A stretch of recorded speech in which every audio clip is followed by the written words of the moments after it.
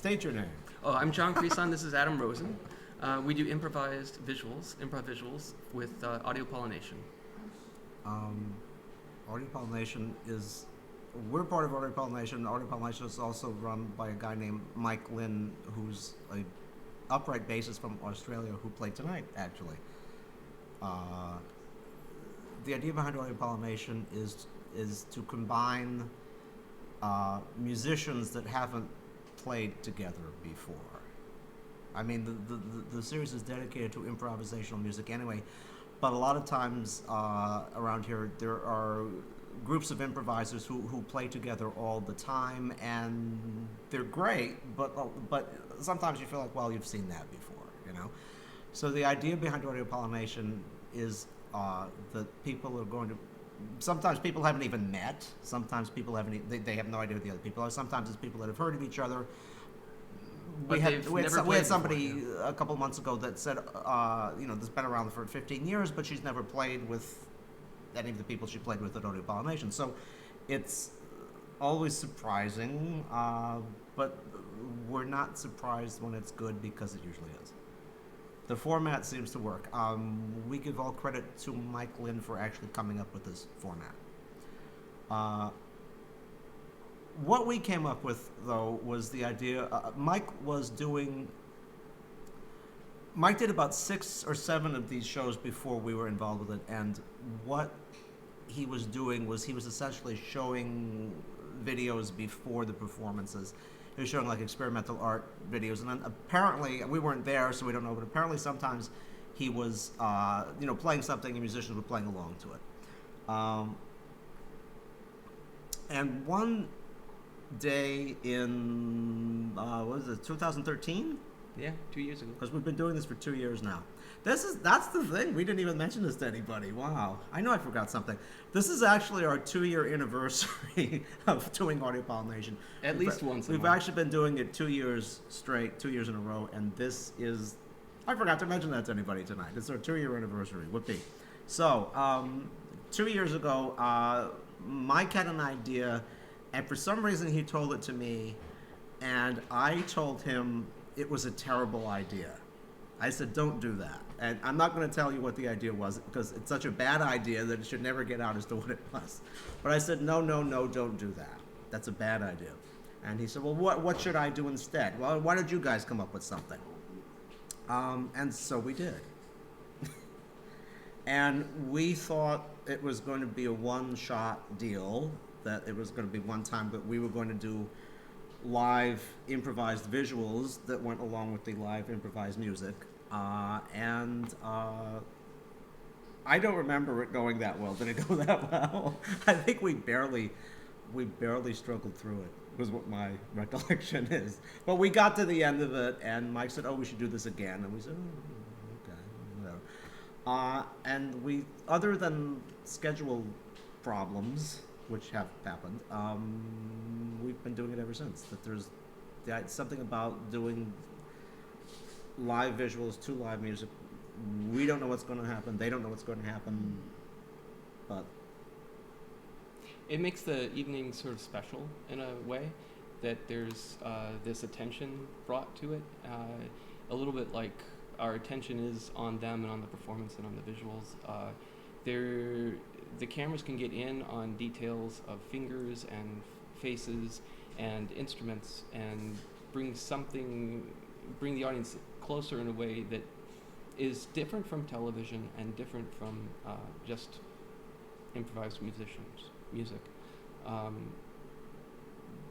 So I think that gets people excited when they play, and they have a great time, and then they end up finding groups of people and different people to play with, and they end up going off and doing other acts by themselves. Yeah, I mean, it has happened. There's been several people that liked playing together at Audiopollination so much that they turned around and I don't know if you want to call them bands or groups or whatever, but they ended up playing a lot more together after that. The other thing that I think is great about Audiopollination, and this is again coming from Mike Lynn as much as us, I guess, right? Is that I don't think the three of us view improvised music as a genre per se, which a lot of people do. People think, oh, improvised music is jazz. Well, it can be performed in a jazz sort of way, but because of our idea that we can pretty much put anything with anything. We've had musicians, we've had and dancers, yeah. We've had spoken word, Yeah. And I imagine painters, but I don't think we've had painters. Maybe we'll have painters someday. But what I'm talking about is that it's not particularly a jazz genre. There's things that cross into electroacoustic music. There's things that cross into noise. There's things that are. We've had Middle Eastern musicians. We've had Indian musicians. We've had. I mean, you name it. We've had classically trained musicians. Classically trained opening musicians up in some way. There's a musician here that played with the Toronto Symphony Orchestra for like quite a while. I won't say how many years, but she played with the Toronto Symphony Orchestra for years, and she's only started improvising the past 2 or 3 years. But her whole, so she has, technical skills that are amazing, but at the same time, she's looking for this other thing. She's going off into this improvised realm, and it's interesting to see somebody with that much skill discovering what improvisation gets you. What it feels like. So it's a very different experience for somebody like that. What else?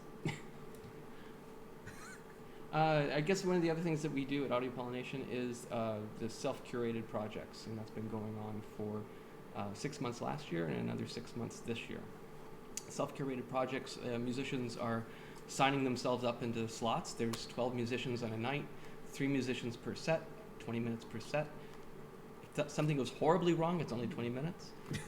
You won't have to suffer long. No one suffers. But I don't think anything has ever gone horribly wrong, and a lot of the times it's been absolutely amazing. And the beauty of the self-curated thing is that I would not have thought to put these people together. Chinese flutes and the the woman that played Chinese flute tonight, Heidi. She signed up last year, and we have these 2 other friends that are analog synthesizer guys, and they jumped on board playing with her. And certainly after that, she said, "I never done anything like that before," because she plays in a traditional Japanese drumming ensemble, right? So that's what her background generally is. But she's played several times since then, and so that's the other thing, is that people tend to do this once and then they tend to want to do it again, which I guess is a good sign. I guess the other question people have is, what someone actually asked, what genre are the images? What genre are the images? Yeah, and I was like, oh. Images have a genre? Well, it's not TV, like I said before. Well, I mean, we tend to think of this as experimental filmmaking. We have somewhat of an experimental filmmaking background, and certainly it's an influence. I don't know that we're claiming purity on anything, are we? No. No. There's no such thing as purity. But we're not doing it with film itself yet for these events. This is all digital, live cameras, live camera feeds, getting what the musicians are doing, taking abstractions from what they're doing, creating abstractions and mixing it with other elements that we've brought in that we've shot out in the world of Toronto. Yeah. But we're coming at it from the perspective that it's part that it is improvised filmmaking, that it is improvised. It's coming from an experience. We're trying to have it. I don't know that there are specific references to specific experimental films, but I just think all that stuff is in there somewhere that we're thinking about it.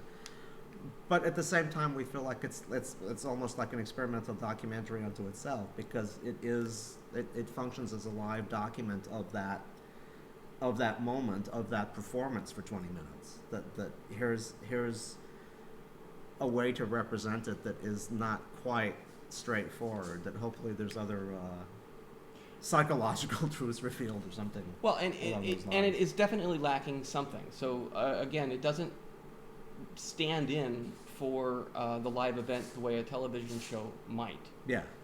If you see only the visual by itself with the music playing, you are going to be missing something because you're not looking at the musicians in front of you. And you don't get the sense that you're looking at the musicians in front of you like you would with a television show. So there's something nice about it, but something missing that says, hey, you should go to the live event. Yeah. Because it's even better. I mean, it's really conceived as a live event. Yeah, anybody watching this, if you want. If you'd like to come. Second Tuesday of every month at Race Base, 8 o'clock, 155 Walnut Avenue, Toronto. Thanks a lot.